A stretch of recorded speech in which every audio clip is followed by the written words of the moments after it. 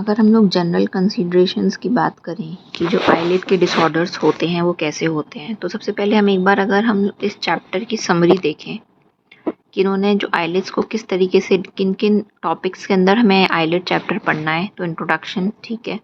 उसके बाद non neoplastic lesions होंगे। फिर उसके बाद हमने बात की थी कि जो स्किन होती है उसमें एपिडर्मिस होती है, डर्मिस होती है और एडिनेक्सा होते हैं।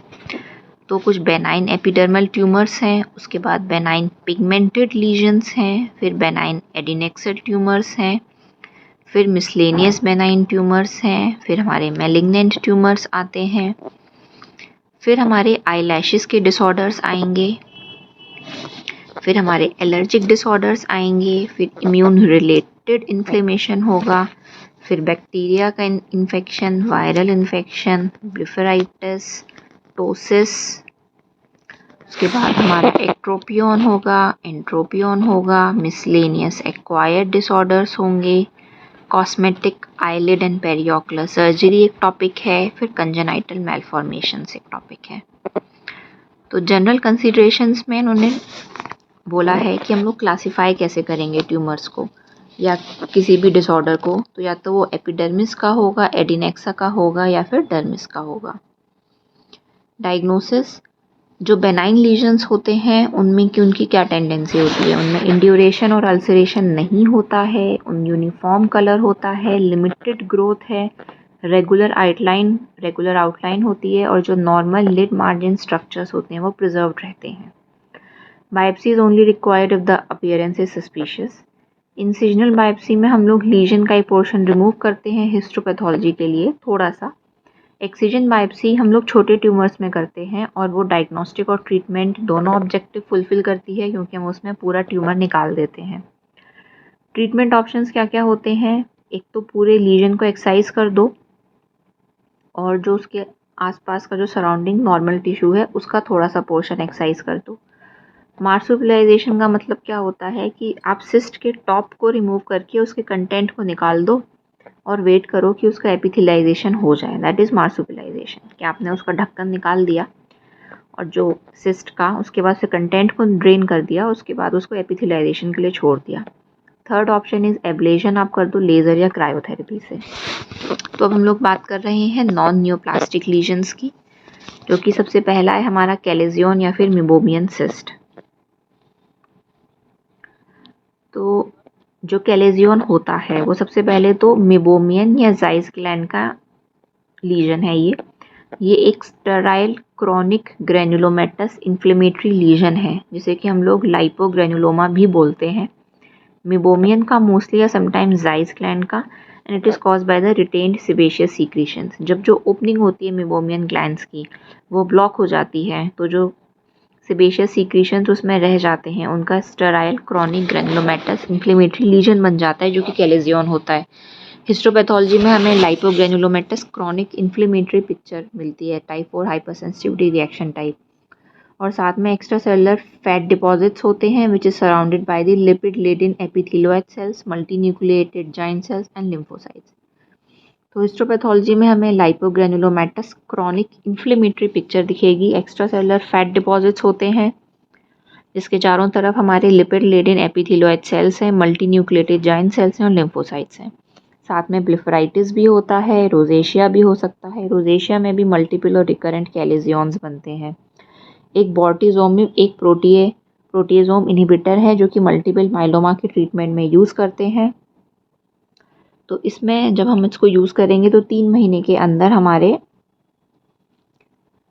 कैलेजियन बनने लगता है।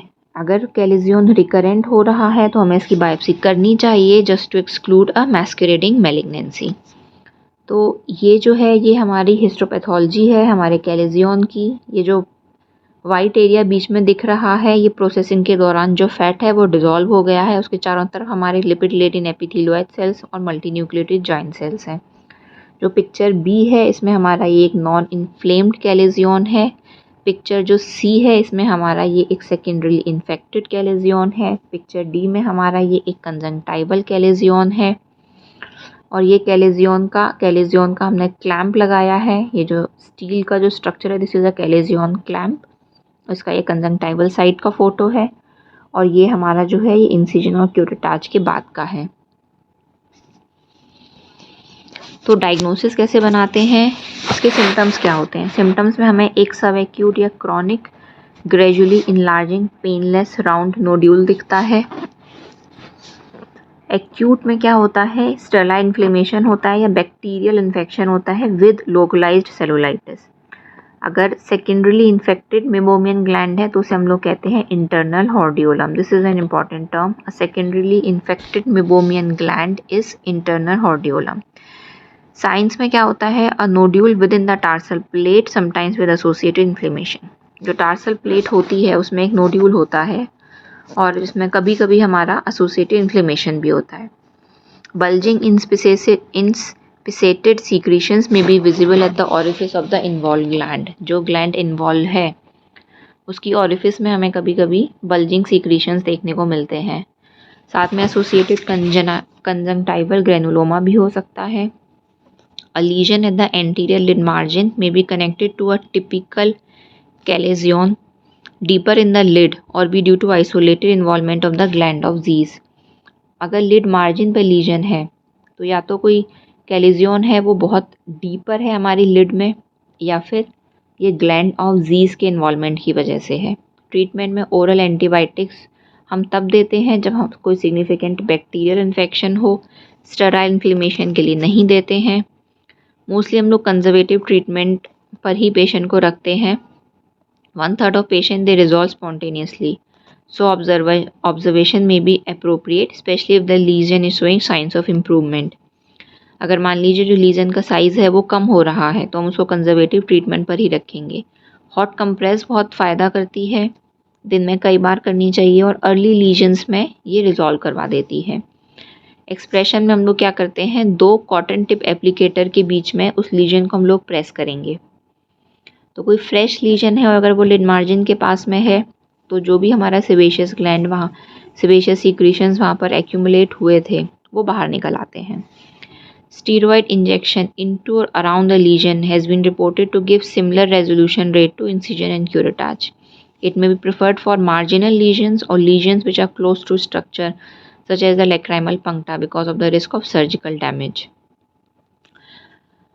रिपोर्टेड रेजिमेंट्स के हम लोग स्टीरॉयड इंजेक्शन कौन सा देंगे, 0.2 to 2 ml of triamcinolone acetonide aqueous suspension which is diluted with lidocaine to a concentration of 5 mg per ml and 0.1 to 0.2 ml of 40 mg per ml injected with a 27 or 30 gauge needle। ट्राइमसिनोलोन को हम लोग dilute करते हैं lignocaine में और उसको हम लोग इंजेक्ट करते हैं 27 या 30 गेज निडल से। The success rate following 1 injection is about 80%। एक इंजेक्शन के बाद जो सक्सेस रेट है वो 80% होता है। सेकेंड इंजेक्शन हम लोग 1 से 2 हफ्ते के बाद में दे सकते हैं। Local skin depigmentation and fat atrophy ये कॉमन कॉम्प्लिकेशंस हैं which are less likely to occur by utilising a conjunctival approach. अगर हम लोग कंजंक्टिवा के थ्रू इसको दे रहे हैं तो जो लोकल स्किन डीपिगमेंटेशन है और जो फैट एट्रोफी है वो अनकॉमन हो जाती है। रेयर कॉम्प्लिकेशन क्या है, रेटिनल वैस्कुलर ऑक्लूजन। अगर मान लीजिए आईलिड के थ्रू किसी वेसल में चली गई तो रेटिनल वैस्कुलर ऑक्लूजन हो सकता है। सर्जरी में हम लोग पहले लोकल एनेस्थीसिया इन्फिल्ट्रेट करते हैं अराउंड द कैलेजियन, फिर उसके बाद आईलिड को इवर्ट करते हैं विद अ स्पेशलाइज्ड क्लैम्प जिसे हम लोग कैलेजियन क्लैम्प कहते हैं। उसके बाद सिस्ट को हम लोग वर्टिकली इंसाइज करते हैं। This is important that it should always be incised vertically, क्योंकि अगर हम लोग हॉरिजॉन्टल इंसिजन देंगे तो जो मेबोमियन ग्लैंड की जो डक्ट्स हैं वो कट जाती हैं। तो it is incise vertically through the tarsal plate and it's contents are curated। Limited excision of solid inflammatory material with fine scissors may be helpful in some cases, especially if there is no focus of secretions। Suture कभी भी नहीं लगाना चाहिए, otherwise it may again cause granuloma. Topical antibiotics हम लोग देते हैं 3 times daily for 5 days following curettage. Marginal lesions जो हैं they can be managed by steroid injection, by curettage of associated deeper chalazion, by shape curettage और by incision and curettage via a horizontal incision on the conjunctival surface और vertically through the grey line. जो marginal lesions होते हैं उसे उनमें या तो हम लोग स्टीरॉयड इंजेक्शन देते हैं या फिर हम लोग जो एसोसिएटेड डीपर कैलेजियन होता है उसका क्यूरेटाज कर देते हैं या फिर शेप क्यूरेटाज करते हैं। और अगर हम लोग इंसिजन और क्यूरेटाज करते हैं तो हम लोग थ्रू द ग्रे लाइन एक हॉरिजॉन्टल इंसिजन देते हैं। प्रोफाइलैक्सिस में क्या करना चाहिए, एक तो हमें लिड हाइजीन अच्छे से मेंटेन करनी चाहिए, इसमें ब्लिफराइटिस का ट्रीटमेंट करना चाहिए, सिस्टमिक टेट्रासाइक्लिन देनी चाहिए, बेटर इज डॉक्सीसाइक्लिन। दिस में भी required as prophylaxis in patient with recurrent chalazion, अगर उनमें साथ में एक्ने रोजेशिया एसोसिएटेड है तो हम लोग सिस्टमिक टेट्रासाइक्लिन देते हैं फॉर 14 डेज। और बाकी जो आईलिड सिस्ट हैं और ज़ेंथेलिस्मा नेक्स्ट वीडियो में बात करेंगे।